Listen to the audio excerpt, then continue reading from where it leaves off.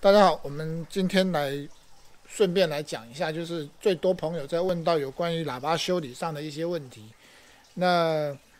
尽量以最简单的方式跟大家说明，跟大家聊聊天。那我们现在就开始吧。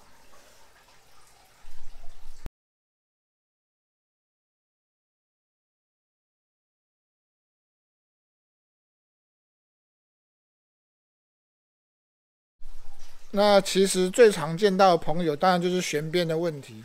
目前旋边大概是修理喇叭最常见到的一些状况，比如说破掉啦，或者是旋边掉啦、翻起来啦，或者是整个脱落啊，或者是粉碎啊，这些东西都会需要换到旋边。那也有一些朋友在问我说换旋边的一些问题，那我们在这边一并做回答。那有一部分朋友在问我说，如果原本是这种 PP 边用成海绵边，或者是原本是海绵边给它改成 PP 边，有没有什么关系？其实我个人还是会建议，如果你原本是什么边，你就用什么边比较好。那除非你有刻意想要改变某些声音的音色，所以才会去改变边的话，其实这是可以的。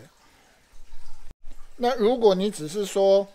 为了以后不要一天到晚，比如说10年就换一次边的话，你想要把原本的海绵边改成那个 PP 边，其实是没什么问题的。但是必须要先讲，就是在声音的音色上可能会做一些改变。如果你可以接受这样子的改变，其实也没有什么不好。那第二个问题就是，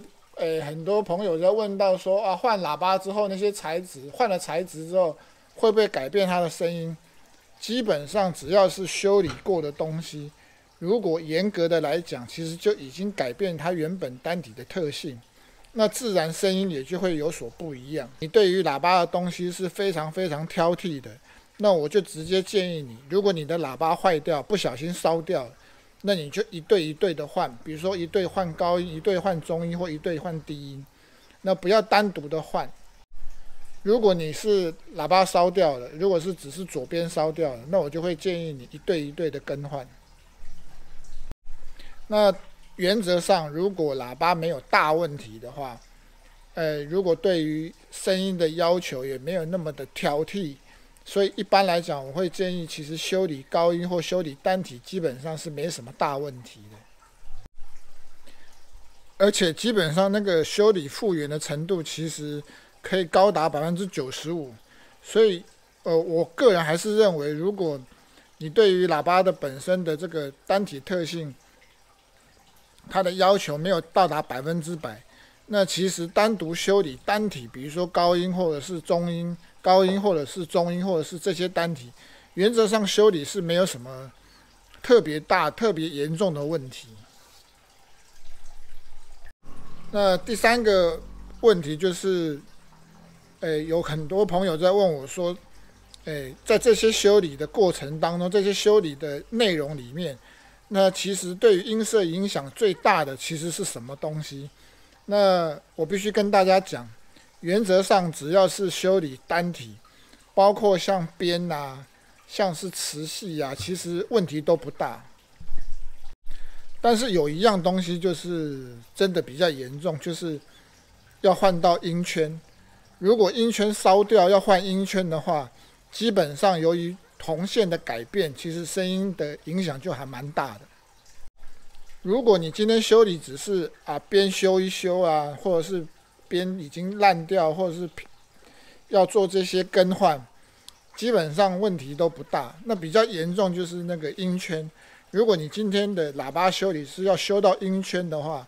一般我会比较建议，两对一对换，一对修，因为音圈本身是铜做的线圈，所以原则上在做修理的时候，音圈的更换，我会比较建议，在修理的时候一对一对来做。当然，你也可以找一个信赖的店家，他们在修理的时候，如果你今天发现你的高音要修理，或者是你的中音要修理，或者是你的低音要修理，的这个状态下，单体在做修理的情形下，需要交换到音圈，你又觉得它的单价颇高的话，你可以先修一支。那如果你在耳朵听，在修好之后，再做装箱之后，你在实际上做试听的过程当中，发现你可以很明显的听得出来新的跟旧的有不一样的时候，我们再来考虑把另外一支也做更换。所以原则上修理音圈的话，我会比较建议就是一对一对换。好，最后我们总结一下，原则上我觉得修理喇叭单体，不管你是换音圈也好，换纸盆也好，换这个旋边也好，不管你是做哪一个动作，我认为只要它修理的功还不错，它基本上这些复原的程度其实都还蛮高的。基本上我觉得不太需要担心说它修理之后的声音会变得如何或如何的紧张。我认为只要是合格的师傅、有经验的师傅做这些修理的动作，我觉得基本上都没有什么大问题。